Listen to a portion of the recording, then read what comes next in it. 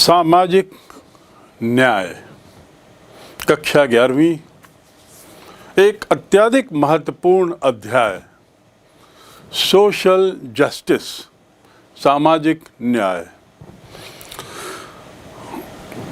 ये विषय या ये अध्याय मैंने कहा अत्यधिक महत्वपूर्ण और संभवतः सबसे महत्वपूर्ण राजनीति शास्त्र का विषय है, क्योंकि राजनीति शास्त्र में जो भी है या किसी भी अन्य विषयों में जो भी है, उसके पीछे जो मकसद है, उसके पीछे जो उद्देश्य होता है, वो होता है समाज के लिए न्याय, वो होता है समाज के लिए। सामाजिक न्याय इन सभी गतिविधियों का लक्ष्य है। सामाजिक न्याय इन सभी गतिविधियों का, चाहे वो शासन का हो, चाहे वो कानून का हो, या कार्यपालिका का हो, या अन्य विषयों के अन्य भाग की बात करें, तो उन सब का लक्ष्य क्या होता है? हम जो भी कर रहे हैं, सरकार जो भी कर रही है, उसके पीछे लक्ष्य होता है मानव का विकास, और विकास तब संभव है जब न्याय हो। न्याय का अर्थ आप जिस रूप में सामान्यतया समझते हैं, आज हम उससे थोड़ी गहराई में जाकर इसके बारे में समझने की कोशिश करेंगे कि न्याय का वास्तविक अर्थ क्या है, न्याय है क्या भला।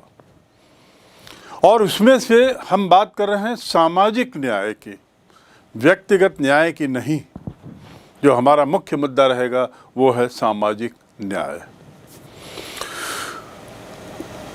इससे पहले मैं सामाजिक न्याय की ओर बढ़ूं,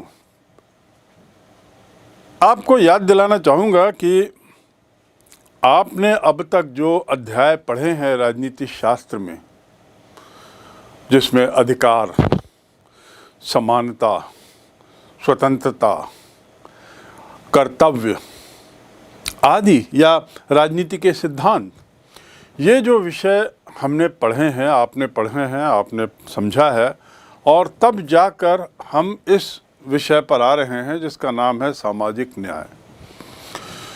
ये जो विषय हमने पढ़े हैं, जिसका मैंने जिक्र किया, समानता, स्वतंत्रता, अधिकार,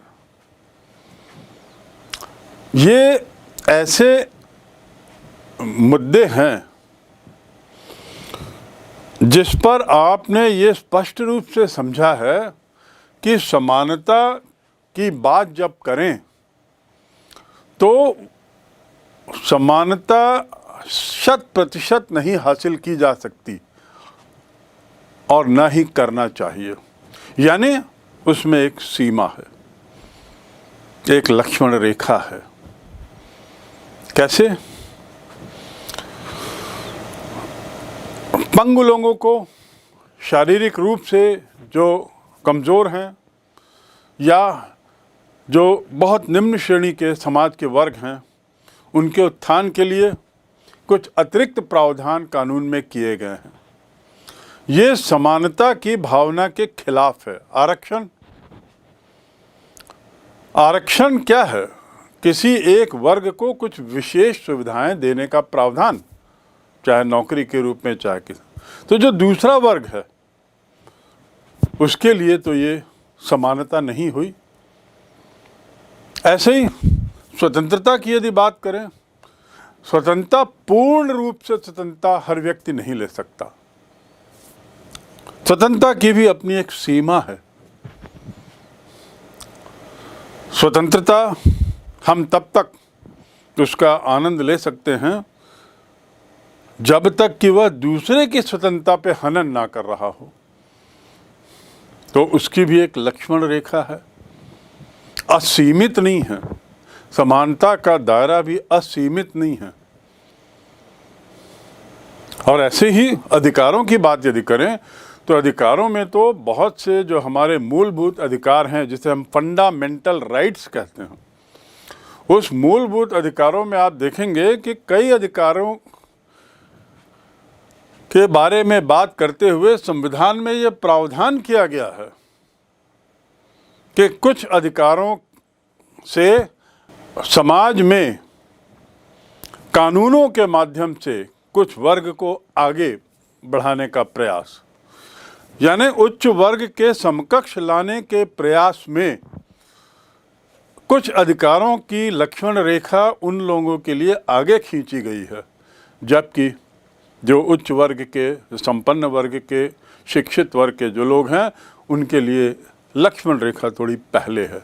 अर्थात अधिकारों के मामले में भी सबको समान अधिकार नहीं है। जो नीचे तबके के लोग हैं, जो वंचित लोग हैं, निर्धन लोग हैं, उनके लिए कुछ अधिकारों में कुछ अतिरिक्त प्रावधान किया गया। अर्थात ये भी असीमित नहीं है, ये भी बराबर नहीं है। इसका अर्थ क्या हुआ? इसका अर्थ ये है कि समानता, स्वतंत्रता, अधिकार आदि असीमित नहीं हैं। वे एक दायरे के अंदर रहते हैं, एक सीमा रेखा के अंदर कार्य करते हैं। लेकिन अब जो हम पढ़ने जा रहे हैं सोशल जस्टिस, जिसमें हम यदि न्याय को लें तो न्याय शब्द असीमित है। न्याय में ऐसा कुछ नहीं है, कोई ऐसा बंधन नहीं है, कोई लक्ष्मण रेखा नहीं है जिसके आगे किसी दूसरों को कुछ ज्यादा न्याय और अन्य को कम न्याय वाली बात हो। ऐसा नहीं है। न्याय सबके लिए समान है, असीमित है, और न्याय में किसी भी तरह का ऊंच नीच, कम ज्यादा, निर्धन धनी, उच्च वर्ग निम्न वर्ग, शारीरिक रूप से पंगु और सक्षम, शिक्षित अशिक्षित, ऐसा कोई प्रावधान नहीं है। न्याय अर्थात न्याय, न्याय असीमित। दूसरे शब्दों में आप सबसे पहले ये समझ लीजिए कि जिस विषय के बारे में हम बात कर रहे हैं उसमें केवल एक ही चीज होती, जैसे समानता में कुछ असमानता आवश्यक है, अधिकारों में कुछ कम ज़्यादा आवश्यक है, स्वतंत्रता के मामले में भी कुछ हद तक बंधन आवश्यक है, और उन बंधनों से हम बाध्य हैं। यानी बंधन से हम बाध्य हैं, ये भी एक कानूनी प्रावधान ही है। लेकिन सामाजिक न्याय की यदि बात करें तो उसमें किसी भी तरह का ऐसा बंधन नहीं है, किसी भी तरह का बंधन सामाजिक न्याय के मामले में नहीं है। इस बात को हम बार बार आपको बताना चाह रहे हैं और इसको आप बैठा लीजिए अपने मन में। इस दृष्टि से न्याय जो विषय है वह अन्य विषयों से जिसे हम पढ़ चुके हैं उससे अलग है। ठीक, तो ये जानने के बाद कि न्याय अन्य मुद्दों से कैसे अलग है, अब हम थोड़ा जानना चाहेंगे कि न्याय की परिभाषा, न्याय की व्याख्या क्या है, आखिर न्याय का अर्थ क्या है। और मैंने शुरू में कहा कि न्याय का अर्थ आप समझते हैं, लेकिन उसमें और गहराई में जाने की ज़रूरत है, क्योंकि आप सामान्यतः जो न्याय समझते हैं वो सामाजिक न्याय से कुछ भिन्न है, सामाजिक न्याय से कुछ भिन्न है। उदाहरण के लिए हम बात करते हैं, देखिए न्याय की परिभाषा देना पहली बात तो बहुत कठिन है। क्या न्याय है, ये परिभाषित करना राजनीतिक विचारकों के लिए एक बड़ा कठिन काम हो गया है, क्योंकि समय समय पे न्याय का अर्थ, न्याय का दायरा, न्याय का परिवेश ये बदलता रहा है, और हर व्यक्ति के लिए न्याय का अर्थ अलग अलग होता है, और समस्या वहीं आती है। इसीलिए कुछ अन्य तरीके अख्तियार किए जाते हैं ताकि सामाजिक न्याय में किसी तरह का विरोधाभास ना हो, किसी तरह का वैचारिक मतभेद ना हो सामाजिक न्याय में। उदाहरण के लिए हम लेते हैं कि प्रेम एक शब्द आपने पढ़ा है, बहुत अच्छे से पढ़ा होगा, और पढ़ा क्या है उसको अनुभव भी किया है। सभी लोग प्रेम करते हैं, माँ बाप से प्रेम करते हैं, अपनी प्रेमिका से प्रेम करते हैं, बच्चों से प्रेम करते हैं, जानवरों से प्रेम करते हैं, अपने आप से प्रेम करते हैं और आसपास के वातावरण से प्रेम करते हैं। और प्रेम हमारे हर एक व्यक्ति के साथ भावनात्मक रूप से जुड़ा हुआ है, प्रेम की जो भावना है। लेकिन समझने की बात यह है कि प्रेम के अलग अलग शब्द आपको अलग अलग कुछ अर्थ देंगे। सबका अर्थ वैसे तो प्रेम ही है, लेकिन इसको भी परिभाषित नहीं किया जा सकता। प्रेम को भी परिभाषित ऐसे नहीं किया जा सकता जैसा कि अन्य विषयों में परिभाषा की हम बात करते हैं। प्रेम यानी मोहब्बत, प्रेम यानी प्यार, प्रेम यानी स्नेह, प्रेम का अर्थ होता है वात्सल्य, प्रेम का अर्थ होता है इश्क और न जाने क्या क्या। प्रेम की तो परिभाषा या प्रेम की जो प्रेम के अंदर जो निहित तत्व है वह इन अलग अलग शब्दों के साथ थोड़ा थोड़ा अपना रूप बदलता है, लेकिन कुल मिलाकर ये सब क्या है? प्रेम के विभिन्न रूप हैं। इसे परिभाषित नहीं कर सकते, इसकी हम व्याख्या नहीं कर सकते, लेकिन हम जानते हैं सब कि आखिर प्रेम है क्या। हम सब इससे अच्छी तरह वाकिफ़ हैं और प्रेम की बात करते हुए हम एक सहज अनुभूति होती है। यद्यपि हो सकता है कि हम इसको व्याख्या ना कर सके, लेकिन अनुभूति सब करते हैं। व्याख्या ना कर सकें लेकिन अनुभूति सब करते हैं। इस बात से तो आप सब सहमत होंगे। पुस्तक से प्रेम होता है, वो प्रेम क्या वात्सल्य है, वो प्रेम क्या इश्क है, वो वाला प्रेम क्या मोहब्बत है, वो वाला प्रेम क्या प्यार है, क्या है। तो ऐसे प्रेम के अलग अलग रूप हैं और उन सब का सम्मिश्रण, उन सब का निचोड़ एक में लाकर परिभाषित करना संभव नहीं है। यही बात न्याय के साथ भी है। जैसा प्रेम को हम परिभाषित नहीं कर सकते, ऐसे ही न्याय को भी हम परिभाषा के दायरे में नहीं बांध सकते। ये आपको याद रखना होगा। और यही इन दोनों में एक तरीके से समानता है, इन दोनों में एक तरीके से कॉमननेस है कि जैसे प्रेम को परिभाषित नहीं कर सकते ऐसे इसको नहीं कर सकते। लेकिन एक अंतर भी है। प्रेम और न्याय में जहाँ समानता है वहाँ एक मूलभूत अंतर भी है। वो उस अंतर की बात अब हम करें, और वो अंतर ये है कि प्रेम जो है वो एक रिश्ता है। रिश्ते के विभिन्न पहलुओं को अलग अलग नाम से दिया गया है, अलग अलग नाम दे दिया गया है। जो मैंने नाम बताए ये प्रेम के रिश्तों के विभिन्न पहलू हैं। तो इस प्रकार प्रेम उस हद तक न्याय से अलग है, जबकि न्याय का सरोकार केवल एक चीज से है, वह है समाज में हमारे जीवन और सार्वजनिक जीवन को व्यवस्थित तरीके से जीने की कला। न्याय क्या है? प्रेम के तो अलग अलग रूप देख लिए, लेकिन न्याय का जो संबंध है वो समाज में हमारे जीवन और सार्वजनिक जीवन, ख्याल रखिए, हमारा खुद का व्यक्तिगत जीवन और सार्वजनिक जीवन में व्यवस्थित करने के नियमों और तरीकों से उसका ताल्लुकात है। और इसमें क्या होता है कि ऐसा करने के लिए ये व्यवस्थित करते समय, सामंजस्य बैठाते समय, समाज के विभिन्न तबकों में एक व्यवस्था लाने के लिए जो कानून जो बनते हैं वे, उनका मकसद क्या होता है? सामाजिक लाभ और कर्तव्यों का बंटवारा। तो इस रूप में न्याय प्रेम से भिन्न है। इसलिए न्याय के प्रश्न राजनीति के लिए केंद्र की बहुत महत्व की चीज है। अर्थात क्या हुआ, अब ये राजनीति की बात कहाँ आ गई न्याय को लेकर।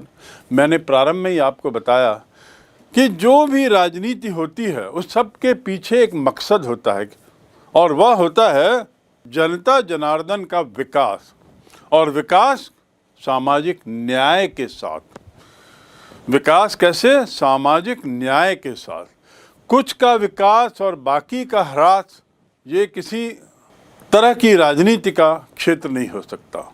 राजनीति में सभी का विकास समानता के साथ, ये उद्देश्य रहता है। और इसलिए राजनीति में ये जो बात है कि सामाजिक न्याय, तो राजनीति में सामाजिक न्याय केंद्र पे रहता है। हाँ, ये बात दूसरी है कि जब राजनीति होती है, पार्टियां आती हैं, सरकार बनती है, चुनाव के वादे होते हैं, तो सभी लोग जो भी बात करते हैं वो सामाजिक न्याय की करते हैं। भले ही सामाजिक न्याय के नाम से कुछ अन्य तरीके अख्तियार कर लिए जाएं, जिससे न्याय ना हो करके शायद अन्याय हो रहा हो। तो अब ये बात आती है अन्याय की। तो न्याय बनाम अन्याय, न्याय बनाम अन्याय, हर राजनीतिक व्यवस्था का केंद्र बिंदु ये सामाजिक न्याय का लक्ष्य। क्या है? सामाजिक न्याय का लक्ष्य हर राजनीतिक व्यवस्था का केंद्र बिंदु है। इस प्रकार हम संक्षिप्त में यदि बात करें, बिंदुवार यदि इसको समझने की कोशिश करें, तो ये बात तय है कि न्याय प्रेम की तरह कभी बुरा नहीं होता। प्रेम में आपको कुछ झटके लग सकते हैं, कुछ अनहोनी हो सकती है, कुछ शौक लग सकता है, लेकिन प्रेम अच्छा ही तो होता है। ऐसे ही न्याय भी। तो न्याय और प्रेम की तुलना करते समय इस बात को याद रखना है कि न्याय को कोई भी बुरा नहीं कह सकता। न्याय स्वयं में अच्छा ही है। ये तो हो गया पहला बिंदु। दूसरा, जैसा मैंने बताया कि दूसरा बिंदु है न्याय का सरोकार हमारे जीवन और सार्वजनिक जीवन को व्यवस्थित करने और हमारे अपने कर्तव्यों के बंटवारों के लिए होता है। उसके माध्यम से होता है, उनके नियमों और तरीकों को व्यवस्थित करने के। समाज व्यवस्थित रूप से चले, सुचारू रूप से चले, और वो तभी संभव है जब न्याय होगा। तीसरा बिंदु जिसकी चर्चा की कि न्याय जो है वो राजनीति के लिए केंद्रीय महत्व का विषय है। मैंने बताया जितनी भी राजनीति होती है उसका केंद्र बिंदु क्या होगा? न्याय। चौथा और अंतिम बात जो आपको बताई, सामाजिक न्याय मुख्यतः समाज के विवश और वंचित लोगों की दशा सुधारने की मांग करता है। हमारा विषय क्या है? सामाजिक न्याय। और सामाजिक न्याय में व्यक्तिगत बनाम सार्वजनिक जीवन, इसके बीच में तालमेल बैठाना। किस लिए? वंचित और निम्न तबके के लोगों को, जो विवश हैं, समाज के जो निम्न तबके के लोग हैं, उनकी स्थिति में सुधार करने के लिए व्यवस्था करना, कानूनी जरिया अपनाना, उनकी दशा सुधारने के तरीके खोजना, यही न्याय है। तो दूसरे शब्दों में सामाजिक न्याय मुख्यतः समाज के विवश और वंचित वर्गों की दशा सुधारने की मांग करता है। यानी सामाजिक न्याय का लक्ष्य क्या है? नीचे के लोगों की दशा सुधारना। तभी समाज में सब तबके के लोग खुश रहेंगे, खुशहाली होगी, विकास होगा। तो हम इस अध्याय में आखिर पढ़ने क्या जा रहे हैं? हमारा सामाजिक न्याय विषय पढ़ने का उद्देश्य क्या है? एक उद्देश्य तो स्पष्ट है, एक कारण तो स्पष्ट है। इसलिए पढ़ रहे हैं क्योंकि ये हमारे राजनीति विज्ञान का केंद्र बिंदु विषय है। और केंद्र क्यों है? क्योंकि इसका ताल्लुक समाज से है, जो, या समाज के विकास से है, जो किसी भी शासन का, किसी भी राजनीति का लक्ष्य होता है। तो इस पाठ को, इस अध्याय को जब हम पढ़ेंगे तो इस अध्याय के अंत में आते आते हम क्या सीख लेंगे? पहला कि न्याय क्या है, उसके सिद्धांत क्या हैं। न्याय के सिद्धांत क्या हैं, ये पहला बिंदु होगा। और न्याय के सिद्धांतों की यदि हम बात करें तो न्याय का अर्थ समय समय पर बदलता रहा, चाहे हम प्राचीन काल की बात करें, मध्यकाल की बात करें या आधुनिक काल की बात करें। न्याय की आज का जो अर्थ है वह प्राचीन अर्थ से बदला हुआ है, भिन्न है। मध्यकाल में न्याय का कुछ और अर्थ होता था, और इसका अर्थ ये नहीं है कि न्याय का अर्थ पूरा का पूरा बदला था, लेकिन न्याय देते समय अलग अलग कालों में अलग अलग बिंदुओं को प्राथमिकता दी गई। हम उस पर आगे चर्चा करेंगे, क्योंकि अभी केवल हम आपको ये बताना चाह रहे हैं कि आखिर इस अध्याय में हम सीखेंगे क्या। तो हम सीखेंगे दूसरा बिंदु, न्याय के अलग अलग काल में हुए जो सिद्धांत हैं, जो अर्थ हैं, उनको समझने की कोशिश करेंगे। दूसरा है बिंदु जो हम समझेंगे, वितरणात्मक न्याय का अर्थ क्या है। वितरणात्मक, वितरण करना यानी, वितरण यानी बांटना। तो बांटने वाला न्याय, देखिए जो मैंने कहा अभी कि एक तो हमने बताया न्याय क्या है, समझने की कोशिश की, न्याय की प्रेम शब्द से तुलना करके। फिर न्याय बनाम अन्याय आया। उसके बाद अलग अलग कालों में न्याय के अलग अलग अर्थ निकले, ऐसा थोड़ा हमने समझा, अभी सुना। और उसमें से एक तत्व है वितरणात्मक न्याय का अर्थ। और ये सब क्या है? ये सब है सामाजिक न्याय के मातहत वितरणात्मक न्याय का अर्थ क्या है। तीसरा बिंदु जो हम समझेंगे वो है जॉन रॉल्स, इनके न्याय का सिद्धांत। जॉन रॉल्स एक बहुत ही प्रसिद्ध, अत्यधिक प्रसिद्ध राजनीतिक विचारक रहे हैं, और उन्होंने न्याय के सिद्धांत पर काफ़ी कुछ रिसर्च किया, काफ़ी कुछ अध्ययन किया और उस पर अपनी पुस्तक लिखी। ये जॉन रॉल्स, इनका जन्म करीब 1921 के आसपास हुआ था और 2002 में इनकी मृत्यु हुई, मात्र 18-19 वर्ष पूर्व इनकी मृत्यु हुई। तो जाने के पहले तक ये राजनीति विज्ञान में न्याय विषय को लेकर स्वयं एक लेजेंड बन चुके थे। और इनके जो विचार हैं आज मुख्य रूप से न्याय के सिद्धांतों को लेकर इनके जो विचार हैं वो अमूनन सभी लोग स्वीकार करते हैं। तो उस पर हम थोड़ा जानेंगे कि इनके अनुसार न्याय का सिद्धांत क्या है, किस आधार पर न्याय, किस चीज़ को न्यायोचित कह सकते हैं। किसी चीज़ की किसी बात पर न्याय और अन्याय का विवेचन करते समय किन बिंदुओं को सोचा जाता है, देखा जाता है। ये हम जॉन रॉल्स के बारे में थोड़ा सा अध्ययन करते हुए समझेंगे। और अंतिम बिंदु जो हम समझेंगे, कुछ अन्य विचारकों के बारे में। राजनीति विज्ञान में कुछ ऐसे अन्य विचारक हुए जिन्होंने न्याय पर काफ़ी बातें की। उसमें कुछ भारत के भी विचारक हैं और कुछ विदेशी हैं। कुछ नाम आपके लिए पुराने हैं, परिचित हैं, और कुछ नए नाम सामने आएंगे। सो न्याय पर विभिन्न कालों के कुछ विचारकों के विचार, ये चार बातें, न्याय के सिद्धांतों की पहचान, वितरणात्मक न्याय का अर्थ, जॉन रॉल्स, और साथ ही न्याय के विभिन्न कालों के कुछ विचारकों के बारे में विचार जानेंगे।